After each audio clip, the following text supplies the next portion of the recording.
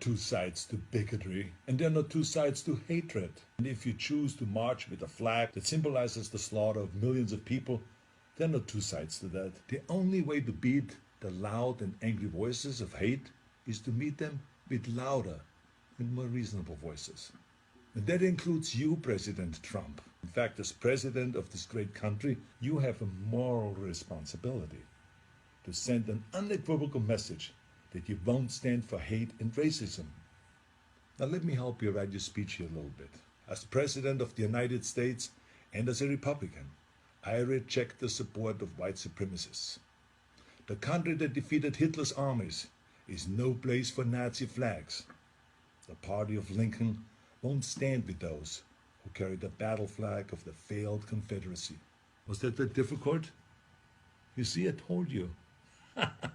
I have a message to the neo-Nazis and to the white nationalists and to the neo-Confederates. Let me be just as blunt as possible. You heroes are losers. You're supporting a lost cause. And believe me, I know the original Nazis. I was born in Austria in 1947, shortly after the Second World War. And growing up, I was surrounded by broken men who came home from the war filled with shrapnels and guilt.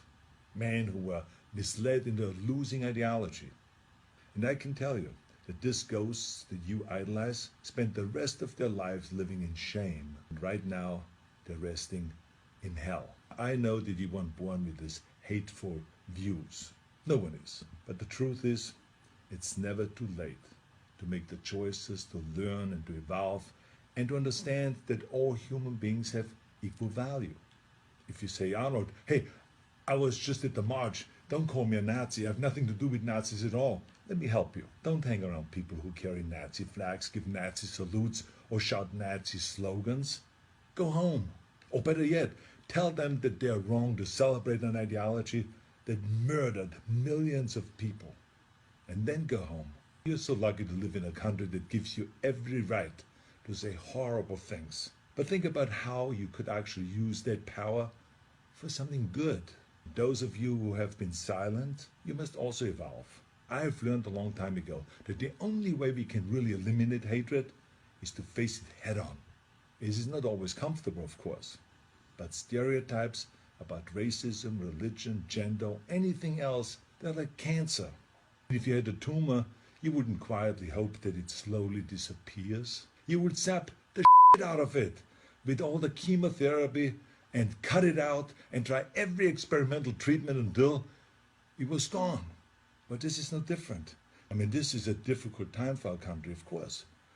But I know that if we all have the courage to do something about it and to do the right thing, we come out stronger in the end. I've already donated some money to the Simon Wiesenthal Center, named after a great Nazi hunter, who I was lucky to call a friend. And I hope that you will join me by supporting your favorite anti-hate organization. Let's all commit right now to leaving the terrible ghosts of the past in the trash heap of history. That's where they belong.